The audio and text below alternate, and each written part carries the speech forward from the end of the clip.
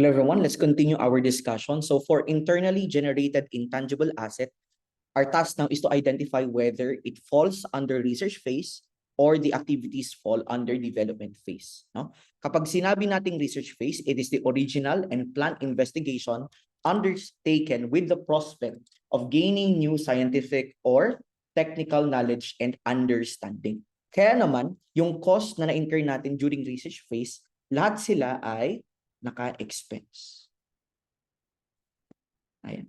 At ito yung mga examples natin ng research activities. Ibig sabihin, kapag nabigay yan sa problem, automatic research activities. In all cases, expense dapat yan agad. Okay? Next up, for development expense. Development is the application of research findings or other known edge to a plan or design for the production of new or substantially improved materials, devices, so on and so forth. So kagaya ng research phase, by default, yung ating development phase, yung cost doon ay expense. However, they are capitalized if the entity can demonstrate all of the following. Let's type it in all caps, no? So kailangan meron to lahat. Pag may kulang na isa, for example, kapag sinabi niya walang technical feasibility, hindi na natin makakapitalize. Kailangan meron to lahat para makapitalize. Pag may kulang na isa, expense, maski pa, cost siya under development phase. Basahin natin isa-isa. We have our technological feasibility, intention to complete, ability to use or sell, probable future economic benefits, availability of adequate resources, and reliable measurement. So ano yung mnemonic natin dyan? Ang mnemonic na pwede natin gamitin dito ay para siyang Sparta, pero imbis na C or imbis na S, C ang gagamitin. Ayan. Sparta. No? Complete, probable, ability, reliable, technical feasibility, and availability. Kailangan meron yon lahat. Anong example ng ating development activities? Number 1, the design, construction, and testing of pre-production, tools, jigs, molds, and dies involving new technology. Ayan. So on and so forth. Ibig sabihin, kapag nakita niyo yung mga cost na to, sa taas, automatic alam mo ng expense kasi nga lahat ng research activities, expense. Pero kapag may mga nakita kang activities na development, careful tayo, ano? Kasi depende. Kung yung cost na yon ay dahil sa development activities, meron bang SIPARTA? Kapag merong SIPARTA, we capitalize. Kapag wala, we expense. And paano kapag hindi clear kung research siya or development cost? It will be treated as a research phase. And kapag research, always expense. By the way, guys, just like in our past video, you can download a question copy of this handout by checking the link in the description below. So you can follow along, print it para masulatan nyo rin in the same way that I'm writing in our handout. Okay, so research and development expense. Research costs and development costs that do not qualify for capitalization are expensed at naka-R&D expense siya. Okay? Ayan. Pero nakalimit, hindi lahat ng expense R&D. No? Meron yung naka-expense pero hindi siya research and development. Okay? Ano yung mga examples niyan? Dito sa next page, no? These are enumerated costs that are expensed pero hindi siya research and development. Okay? So cost incurred during commercial production, operating expense na kasi commercial na. Advertising, marketing expense yan, and training costs. Let's have a few illustrations. And by the way, all of these examples are inspired by Sir Milan's books. Out of all the financial accounting books that I've read, he is certainly the best one out there as far as I know.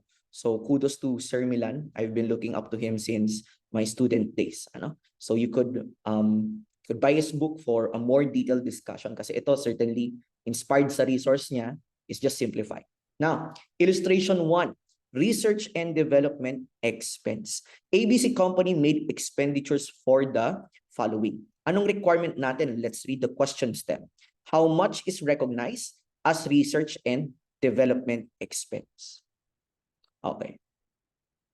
Cost in activities aimed at obtaining new knowledge. That's research. So let's put a check mark on that. Marketing research to study consumer tastes. That is marketing. So hindi siya R&D. Expense siya pero hindi siya R&D. Cost of developing and producing a prototype model. Ayun, research and development expense.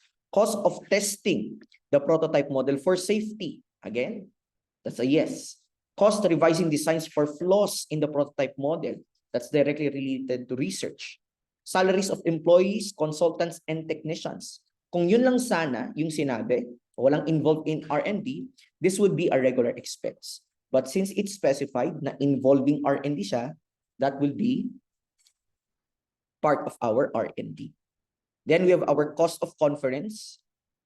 Ayan. Model hired as endorser. So this is already marketing. And lastly, advertising. So again, this is an example of marketing. Kaya magkano lahat ng ating R&D expense lang? Diba? Meron tayong mga expense dito, pero hindi sila R&D. So 10K plus 3K plus 40K plus 15K plus 20K. Our answer is 88,000. Illustration number 2. R&D expense with receivable. ABC company made expenditures for the following. Cost incurred on search for alternatives for materials, devices, products, process systems, or services. So this is research. Final selection of possible alternatives for a new process. Research pa rin yan. Troubleshooting, naka-enumerate yan na expense, pero hindi R&D. Kasi commercial production na siya. Routine, periodic, common expense. Ayan. Modification of design for a specific customer. This as an expense, pero cost of goods sold. These two are operating expenses. Based on the list that I provided above. Kaya balik-balikan nyo yun. No? And then payments made to XYZ Incorporated for R&D performed by XYZ for ABC.